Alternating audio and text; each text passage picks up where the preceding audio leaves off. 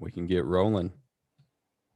All right, everybody, welcome to another edition of the Live It Full podcast. If you could do me a favor, hit the subscribe button, leave us a 5-star review, go to our Facebook, Instagram. Hell, you can find me on LinkedIn, YouTube, and leave us go ahead and subscribe, leave us a review, share it with your friends, take a screenshot, share it in your stories, let everybody know where to find us because we want to make sure we help people live it full. But we've got a great show for you today.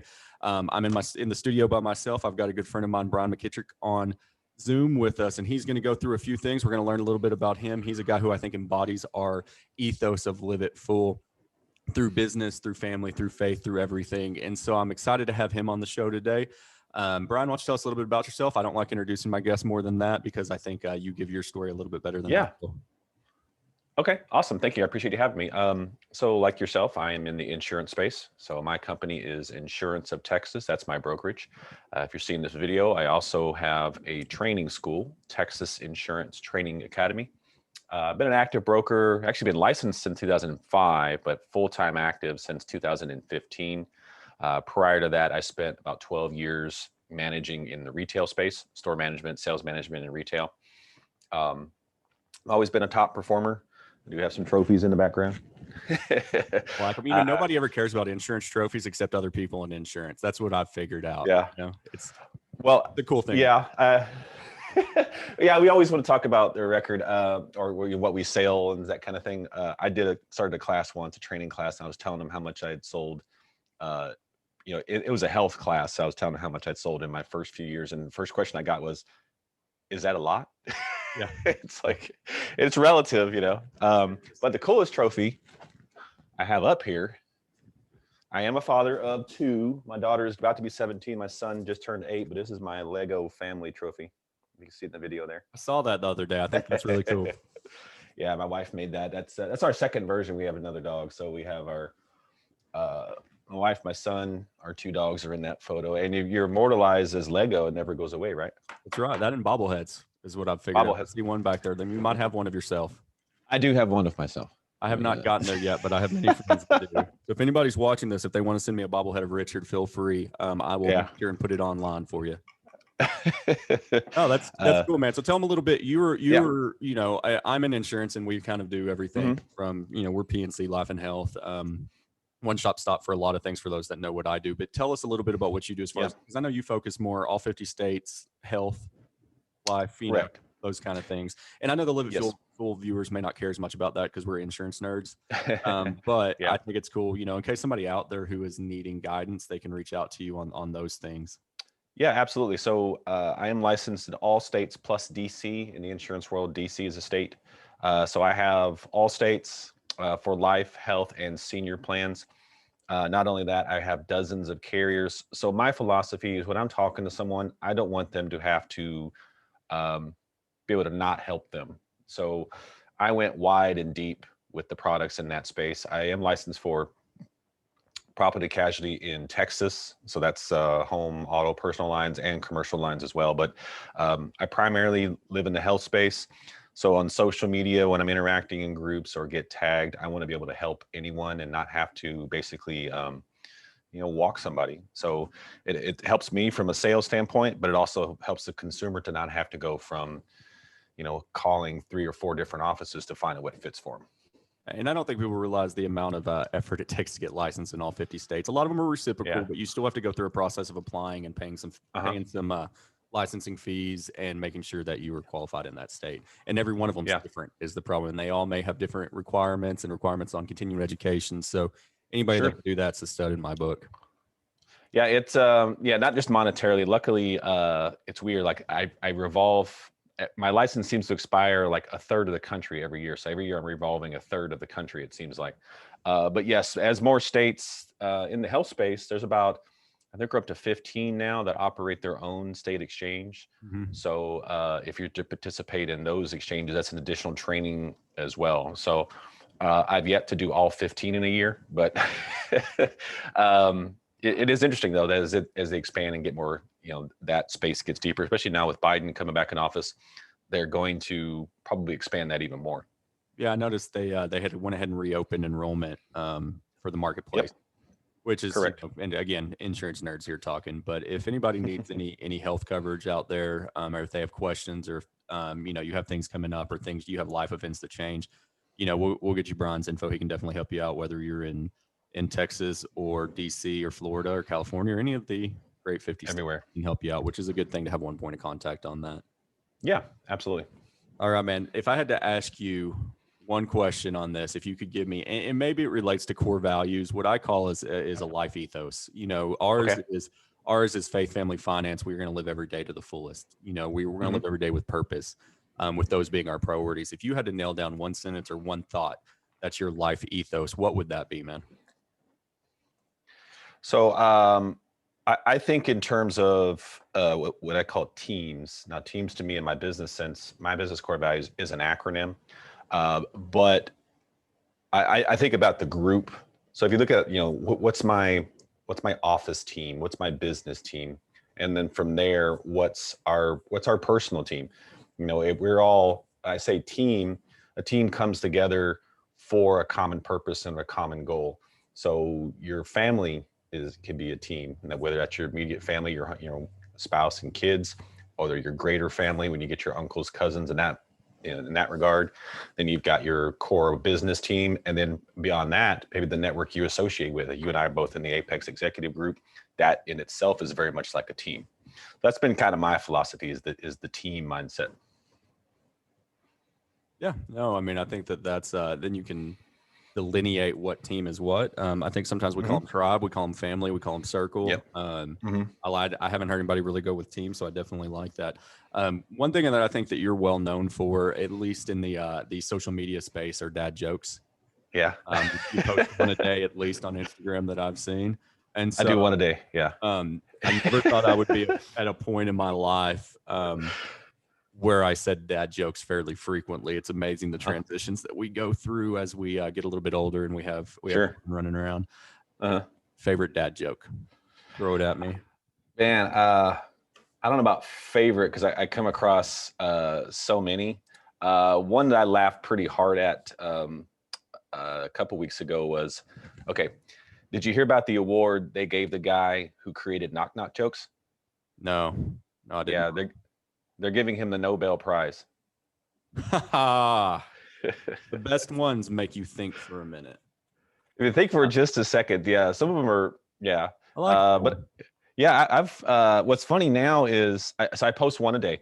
So that started with, it was, I think, November or December. I was having lunch with my wife and son, and they had been to the mall and they had a bunch of stuff. And he goes, "Hey, Dad, I got you this." And it was a calendar, a desk calendar. One of those every day is a one. So I said, "Oh, okay." And I started looking at it, and I'd already had a book that I found at the bookstore. And so when I got this calendar, I took a picture of it and shared it within the Apex group. It says, "Okay, thank you, son, for 1 year's worth of content." So I told him that every day I will share one. So I went as far as making myself into a cartoon. So you've seen that on Instagram. Sometimes I'll share just like the calendar page itself. But sometimes it's weird, like they bundled the weekend together. I guess people don't. So Saturday and Sundays together. So I'll take it into my cartoon and write a joke in there. Or people will share jokes with me now. It's so funny. I'll get text messages or social media DMs with jokes in there. Yeah, that's funny how that happens once you start.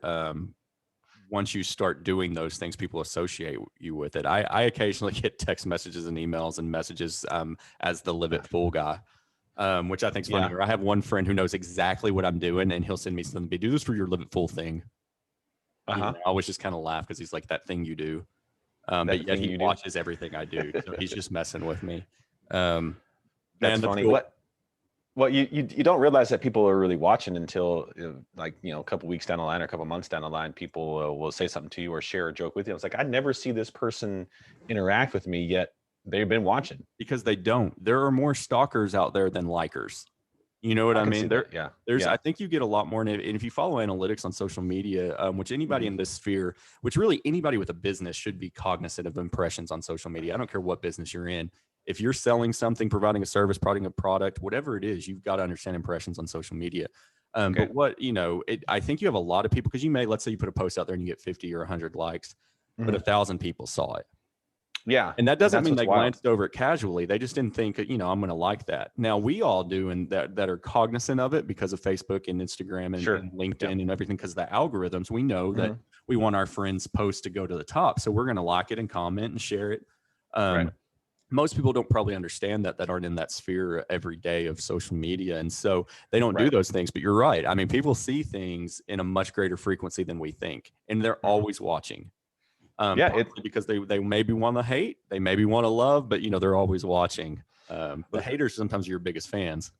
There's one guy, Demetrius. He comments every day on them, but his reaction is how I know if it's a good joke or not, because he'll either comment with like it's always a sticker or a GIF, and so if it's a positive one, then that's a joke that landed it, or he'll do one like the Bob's Burger sticker where he's like, that's awful.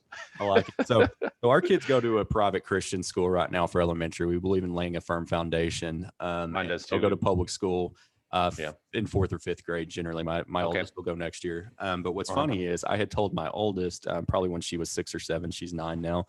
I had told her a dad joke that maybe I shouldn't have, but she told it at school, and so I got one of those calls. But Brian, what did the fish say when it swam into the wall? I don't know. Damn. I don't know. It's damn. Nice. Not DAM. Yes, DAM, which I think is a phenomenal joke because what other walls would a fish swim into? Exactly. Yeah. Her teacher did not find it as actually. I think she thought it was hilarious. She just felt like she needed to tell me. Because it was school. Yeah. Yeah. Yeah. So that happens occasionally. So my wife is always proud of me. I haven't had a call yet on this one, but Mason and I are doing a lot of puns with the word sheet. Yeah. So when so his whole life, he's 8. His whole life, I've been the one to put him to bed. That started because when he was a baby, my wife got sick in the hospital. So like the first 2 or 3 weeks, I was really his main caretaker. But anyway, I put him to bed every night, and we'll make a joke about sheet. Like, this blanket smells funny. This sheet smells. Yeah. I like it. Yeah. Do you want the whole blanket or just a piece of sheet?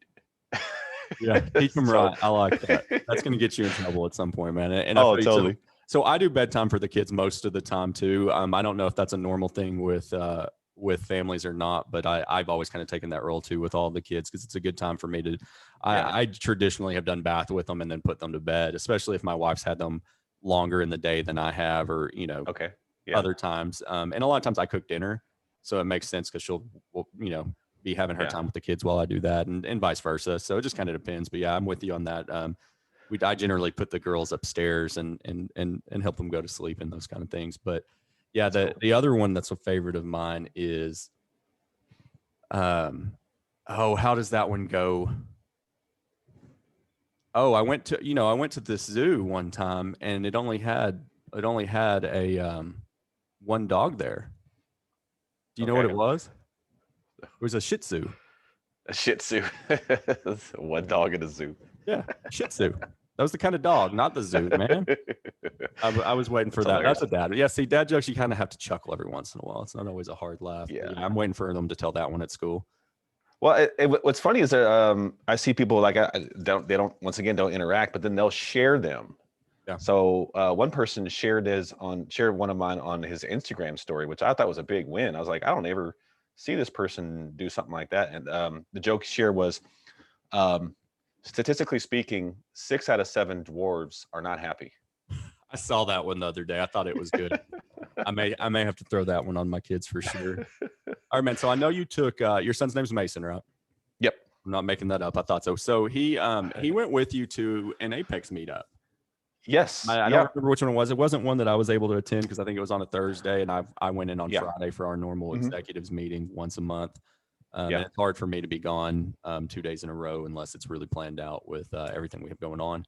Sure. But tell us a little bit about that, because I think it's really cool that you took him to a meeting that honestly, I think we try to instill in our kids entrepreneurship and thinking differently, and it's okay to be a misfit kind of mindset, but I don't know that I would take mine because I think that Macy or Meredith would be bored. You know what I mean? I think that they would struggle with, they would be asking for an iPad. Yeah. or a switch. So tell me a little bit about that experience, Sure. taking him to an event where I mean, I heard he got pretty jacked up about it and had a good time and was taking notes. Yeah, Mason's 8. So in February, there was an Apex Live, is what they call it, Apex Live, and they want to do them quarterly. I spoke at one in December. And so Mason has kind of been, I've been kind of involving him with the Apex stuff, Ryan Stewman's books, the podcast that he does. So where that came from for me was, I remember being in my early 20s or mid 20s and finding Zig Ziglar stuff. That was my first exposure to it. Ziglar, Covey, John Maxwell, things like that. And I really took hold to it because in the early 2000s, I think 03 was my first time I took a sales manager role. So I really wanted to do it right. So I started getting that kind of stuff. But I ended up moving shortly after, and then kind of lament missing out on Ziglar's Born to Win series that he used to do, because I believe he died in 08. Yeah, I've listened to Born to Win. You've got to, if you're gonna win, you got to plan to win, prepare to win. You were born to win. That whole thing. It's a great series. It is available in audiobook. I know that they put together his live performances and put it into an audiobook. Yeah. Yeah, I had to stay motivated the entire 18. He calls it 18 tape series, because that's back when he recorded it. And I wore that out in my CD player in my car. Wore out 7 Habits of Highly Effective People on books on tape. Literally, my car at the time had a tape player and a CD. So anyway, so I lament missing that when I was younger, and wasn't exposed to it when I was a kid. So I wanted to involve Mason. So I took him to, I got it cleared first. I asked Ruby, then he talked to Ryan and Amy. He said, yeah, bring him on. As long as you don't care about the language, he can come. So he was actually, come to find out, he was not the only child of someone. He was just the only one underage, because Monica Byers took her like 17 or 18-year-old daughter as well. But anyway, I asked him if he wanted to go, and he said, yeah. I told his school administrator, he does go to a private school. I said, you need to consider this a field trip, because this is entrepreneur business related. He's going to learn. And to his credit, he actually stayed engaged the entire time. He participated. Our friend Arnie did an exercise with Facebook groups. He did that. He has his own little website that we're working on building. It's called Doing Dog Business. It's dog related, like newsletter, little items to sell. So we're trying to set up a store with that. So he was engaged how he can use those things in his business. And then when Ryan spoke at the end of the day, he was super duper excited for that. That is super cool, man. You know what's funny is my oldest the other day, she came to me and said, hey Dad, I want to be a YouTuber. And honestly, probably 3 or 4 years ago, I would have been like, yeah, let's think about a profession for you that you can do and make money. But realistically, I didn't want to squash that at all, because who says she can't be? We're in this precipice of new possibilities. I mean, there's kids out there making $1 million a year, getting, you get 2-3 million or 2-3 million views on YouTube on a stupid unboxing a toy channel. I mean, you can make a ton of money. And so I don't want to discourage that at all, but my mind shift's really changed on it. But I said, here's the deal, honey. Like, we have to, if you want to do it, I'll facilitate it. I've got the technology. I've got the means to get it, to do it right. Sure. And to publicize it and promote it. And I said, we can do that, but you're going to have to think out about it a little bit differently, about how we go about it. And you don't want, there's a lot of work that goes into being a YouTuber. Yeah. It's not as simple as what people think. I'm throwing up a selfie video and making it happen. Maybe that works for the Kardashians. But I think they still put in quite a bit of work to make those things happen. It'd be perfect. Oh, totally. And so, I mean, we had that conversation, probably it was this week. Today's maybe Monday. And so I think that's kind of cool that they're thinking differently. And I was talking to a friend of mine that teaches some technology courses at a local high school that does some collegiate work. And you graduate with an associate's basically, but they've got a drone program. And I said, what are y'all doing with podcasting or like audio visual, that kind of stuff? And he's like, I'm teaching it. So I think it's cool that there's guys out there, that there's high schools that they are teaching some of this stuff that we've had to kind of as business owners figure out how to do on our own. Yeah. And can you make money doing that? Yeah, absolutely. Now, is it different than a traditional way? Probably. It's, but does it supplement some other things? Can it? 100%. They just paid Joe Rogan $100 million to put his podcast on exclusively on Spotify. And if you'd have asked me the Fear Dude, I Factor know. dude 15 years ago was going to get paid $100 million to sit in front of top people and talk, I would have been Right. like, you're crazy, man. You But know what's wild about that? He does it for like an hour and a half, or oh, sometimes longer than that. podcasts are insanely long. They're like Tim Ferriss long.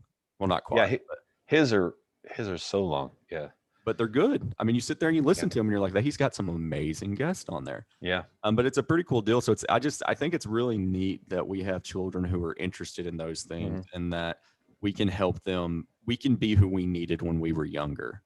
Because I'm Right. the same way, man. I remember reading Think and Grow Rich when I was probably 19 or 20. It's right before I met my wife. And I still credit that book with changing my mindset on things. Because when I was talking to family and friends about different ideas I had in college about business, some of them just told me I was stupid or crazy or that's risky. Don't do that. And I met a guy who, number one, had taken risk, and he was a financial planner and an insurance guy. And he told me I'd piss on everybody in my family, and they all told me the same thing. And he meant it nicely, as nice as he could put it.